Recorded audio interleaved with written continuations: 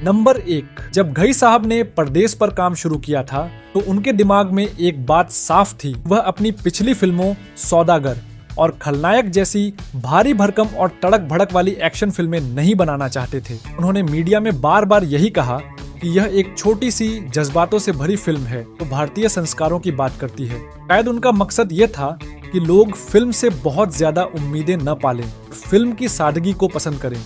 इसीलिए शुरुआती दिनों में फिल्म की पब्लिसिटी बहुत ही साधारण रखी गई और उसे एक लो प्रोफाइल प्रोजेक्ट की तरह दिखाया गया। लेकिन जैसे ही फिल्म की शूटिंग पूरी हुई और एडिटिंग के वक्त फाइनल रिजल्ट सामने आया, घई साहब को अंदाजा हो गया कि उनके हाथ एक बहुत बड़ी जीत लगी है। फिल्म का संगीत लाजवाब बन पड़ा था और शाहरुख खान की लोकप्रियता भी आसमान छू रही थी। बस फिर क्या था, अपनी पुरानी शोमैन वाली छवि के मुताबिक उन्होंने आखिरी वक्त पर गियर बदल दिया। जो फिल्म छोटी कहकर बनाई गई थी उसे रिलीज के वक्त किसी भी बड़ी ब्लॉकबस्टर की तरह बेहद भव्य तरीके से प्रमोट किया जाने लगा। टीवी पर गानों की बौछार कर दी गई। फिल्म के लार्जर देन लाइफ दृश्यों को जमकर दिखाया गया। लोग यह देखकर हैरान रह गए कि जिस फिल्म को वह साधारण समझ रहे थे वह तो पर्दे के पीछे से एक बहुत बड़ी फिल्म बनकर निकली। अंत में उनकी यह चतुराई काम आई और फिल्म ने बॉक्स ऑफिस पर झंडे गाड़ दिए। नंबर 2, परदेस की गंगा के लिए सुभाष घई की पहली पसंद माधुरी दीक्षित थीं। दरअसल उस दौर में सुभाष घई और माधुरी की जोड़ी राम लखन और खलनायक जैसी फिल्मों के साथ सुपरहिट मानी जाती थी। घई साहब माधुरी को अपनी फिल्मों के लिए एक लकी चार्म की तरह देखते थे। लेकिन जब परदेस की कहानी लिखी गई तब तक दोनों के रिश्तों में थोड़ी कड़वाहट आ गई थी। खलनायक के दौरान हुए कुछ विवादों और प्रोफेशनल मतभेदों की वजह से उनके बीच पहले जैसी बात नहीं रही थी। इसी अनबन का नतीजा ये हुआ कि माधुरी ने इस प्रोजेक्ट से दूरी बना ली और वह फिल्म का हिस्सा नहीं बनी। माधुरी के फिल्म छोड़ने के बाद सुभाष घई ने एक बड़ा फैसला लिया। उन्होंने तय किया कि अगर माधुरी नहीं है तो वह किसी और स्थापित हीरोइन के पास जाने के बजाय एक बिल्कुल नए चेहरे को मौका देंगे। उन्हें एक ऐसी लड़की चाहिए थी जिसमें भारतीय सादगी और मासूमियत कूट कूट कर भरी हो।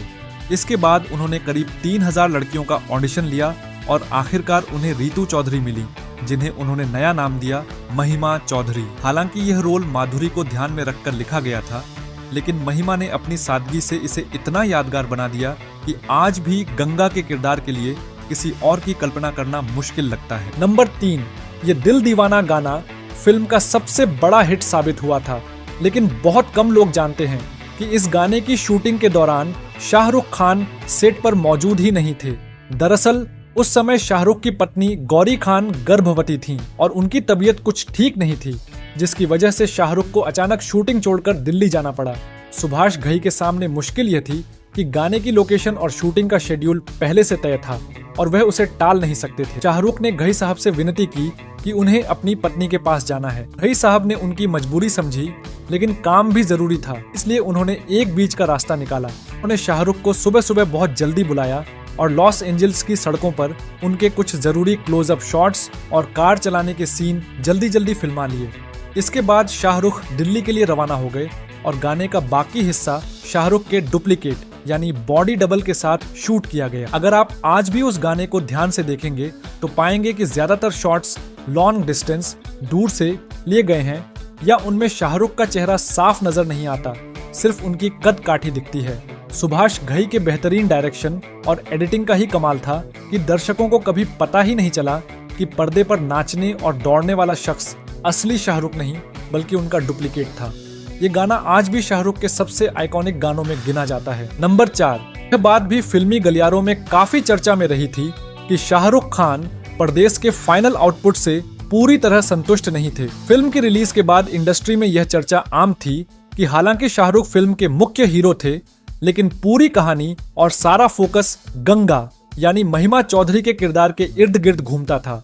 शाहरुख को कहीं न कहीं यह महसूस हुआ कि एक बड़े स्टार होने के बावजूद उनका किरदार महिमा के किरदार के सामने थोड़ा दब गया है और उन्हें उतना स्क्रीन टाइम या महत्व नहीं मिला जिसकी उन्होंने उम्मीद की थी।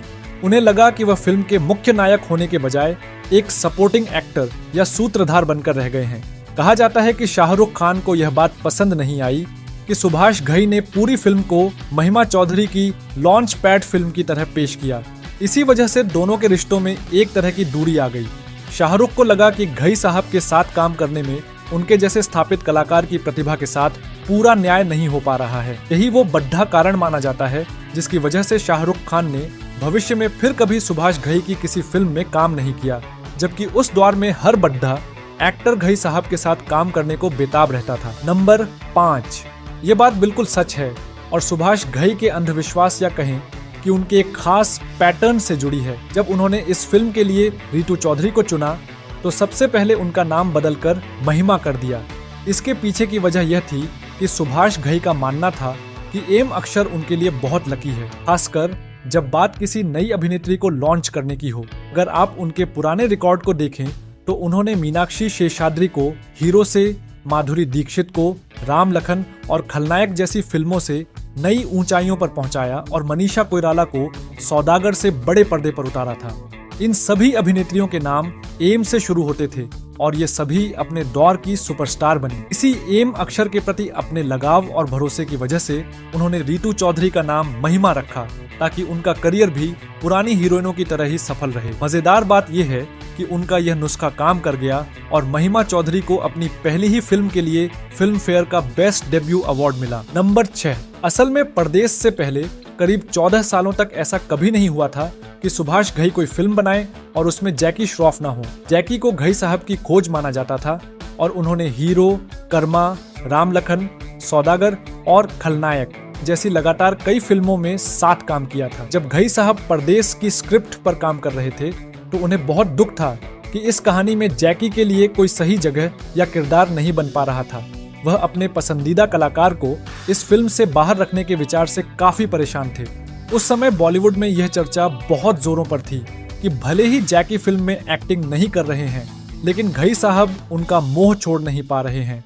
ऐसी खबरें आईं कि जैकी की मौजूदगी दर्ज कराने के लिए फिल्म के किसी सीन में उनकी फोटो का इस्तेमाल किया जाएगा ताकि वह तकनीकी रूप से फिल्म का हिस्सा बने रहे। हालांकि जब फिल्म रिलीज हुई तो ऐसा कुछ भी देखने को नहीं मिला और जैकी श्रॉफ का कोई भी जिक्र या तस्वीर फिल्म में इस्तेमाल नहीं की गई। ये पहली बार था जब दर्शकों ने सुभाष घई की फिल्म के पर्दे पर जग्गू दादा को नहीं देखा, जिससे उस दौर के कई फैंस को थोड़ी निराशा भी हुई थी। नंबर 7, ये किस्सा भी बॉलीवुड के उन प्रोजेक्ट्स में से एक है जो अगर बन जाते तो शायद इतिहास कुछ और ही होता। असल में परदेश बनाने से पहले सुभाष घई ने शिखर नाम की एक बहुत बड़ी फिल्म बनाने का ऐलान किया था। ये एक बेहद महत्वाकांक्षी प्रोजेक्ट था जिसमें पहली बार उस दौर के 2 बड़े सितारे जैकी श्रॉफ और शाहरुख खान एक साथ पर्दे पर आने वाले थे। इतना ही नहीं, इस फिल्म के जरिए सुभाष घई और संगीत के जादूगर AR रहमान पहली बार साथ काम करने जा रहे थे। इस फिल्म का मुहूर्त भी काफी धूमधाम से हुआ था और इसकी चर्चा पूरे देश में थी, लेकिन किस्मत को कुछ और ही मंजूर था। फिल्म की कहानी और इसके बजट को लेकर कुछ ऐसी अड़चनें आईं कि सुभाष घई को लगा कि इस वक्त शिखर को बनाना थोड़ा मुश्किल होगा। इसी बीच उनके दिमाग में एक ऐसी कहानी ने जन्म लिया जो भारतीय और पश्चिमी संस्कृति के टकराव पर आधारित थी। आखिरकार उन्होंने शिखर को ठंडे बस्ते में डाल दिया और उसी जोश के साथ परदेश पर काम शुरू कर दिया। हालांकि जैकी श्रॉफ इस नई फिल्म का हिस्सा नहीं बन पाए और रहमान की जगह संगीत की जिम्मेदारी नदीम श्रवण को दी गई, लेकिन परदेश की कामयाबी ने यह साबित कर दिया कि घई साहब का फैसला सही था। नंबर 8, यह बात बिल्कुल सही है और परदेश की सफलता के पीछे यह एक बहुत बड़ा कारण था। दरअसल 1995 में आई फिल्म त्रिमूर्ति सुभाष घई के करियर का एक बहुत बड़ा और महत्वाकांक्षी प्रोजेक्ट था, जिसमें शाहरुख खान, जैकी श्रॉफ और अनिल कपूर जैसे बड़े सितारे थे। लेकिन भारी भरकम बजट और भारी पब्लिसिटी के बावजूद यह फिल्म बॉक्स ऑफिस पर बुरी तरह फ्लॉप हो गई। इस असफलता ने घई साहब को अंदर से हिला दिया था और उन्हें एहसास हुआ कि सिर्फ बड़े सितारों और भव्यता के दम पर फिल्म नहीं चलती, बल्कि कहानी में जान होनी चाहिए। त्रिमूर्ति के घाटे और आलोचनाओं के बाद सुभाष घई ने तय किया कि वह अब दिखावे से दूर एक ऐसी फिल्म बनाएंगे जो भावनाओं और सादगी से जुड़ी हो। इसी सोच के साथ उन्होंने परदेश की शुरुआत की। उन्होंने जानबूझकर बजट को काबू में रखा और फिल्म को स्मॉल फिल्म की तरह पेश किया ताकि लोगों की उम्मीदें बहुत ज्यादा न बढ़ें। उन्होंने एक नए चेहरे महिमा चौधरी को मौका दिया और तकनीक से ज्यादा कहानी के जज्बातों पर ध्यान दिया। उनका यह फैसला मास्टर स्ट्रोक साबित हुआ। जहां त्रिमूर्ति जैसी महंगी फिल्म दर्शकों को नहीं भा सकी, वहीं परदेश की सादगी, बेहतरीन संगीत और भारतीय संस्कारों वाली कहानी ने लोगों का दिल जीत लिया। इस फिल्म ने न केवल बॉक्स ऑफिस पर शानदार कमाई की, बल्कि सुभाष घई को एक बार फिर बॉलीवुड के शोमैन के रूप में स्थापित कर दिया। ये इस बात का सबूत था कि कभी कभी पीछे हटकर छोटी शुरुआत करना बड़ी कामयाबी की सीढ़ी बन जाता है। नंबर 9, यह किस्सा रोनित रॉय के करियर के उन उतार चढ़ावों में से एक है जिसने उस समय उन्हें काफी मायूस किया था। रोनित रॉय और सुभाष घई का रिश्ता बहुत पुराना था। रोनित उन्हें अपना गुरु मानते थे और फिल्म राम लखन के दौरान उन्होंने घई साहब को असिस्ट भी किया था ताकि वह फिल्म मेकिंग की बारीकियां सीख सकें। मुक्ता आर्ट्स, सुभाष घई की कंपनी के ऑफिस में रोनित का आना जाना इतना ज्यादा था कि वहां काम करने वाला हर शख्स उन्हें घई साहब के बहुत करीब मानता था। जब परदेस की कास्टिंग शुरू हुई तो मुक्ता आर्ट्स के स्टाफ से लेकर फिल्म से जुड़े कई लोगों को पूरा यकीन था कि शाहरुख खान के साथ जो दूसरा मुख्य किरदार राजीव है उसके लिए रोनित रॉय को ही चुना जाएगा। हर कोई उनसे यही कहता था कि यह रोल तो उन्हीं की झोली में गिरेगा।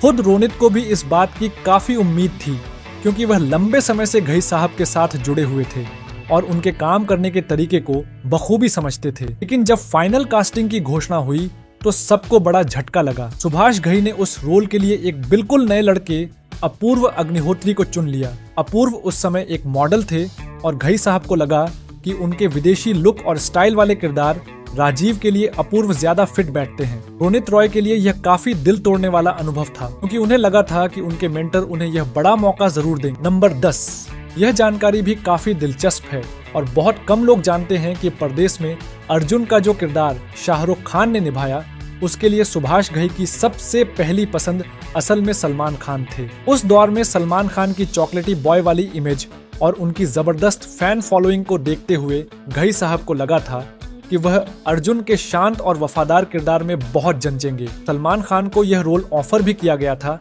लेकिन उन्होंने कुछ निजी या प्रोफेशनल कारणों से इस फिल्म का हिस्सा बनने से मना कर दिया।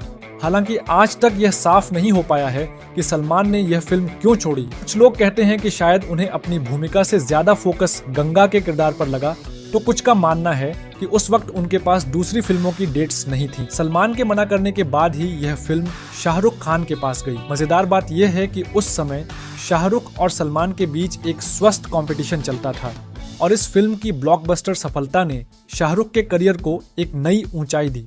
आज जब हम परदेस देखते हैं तो शाहरुख के बिना उस फिल्म की कल्पना करना मुश्किल लगता है, लेकिन यह सोचना भी रोमांचक है कि अगर सलमान खान अर्जुन बनते तो फिल्म का अंदाज कैसा होता।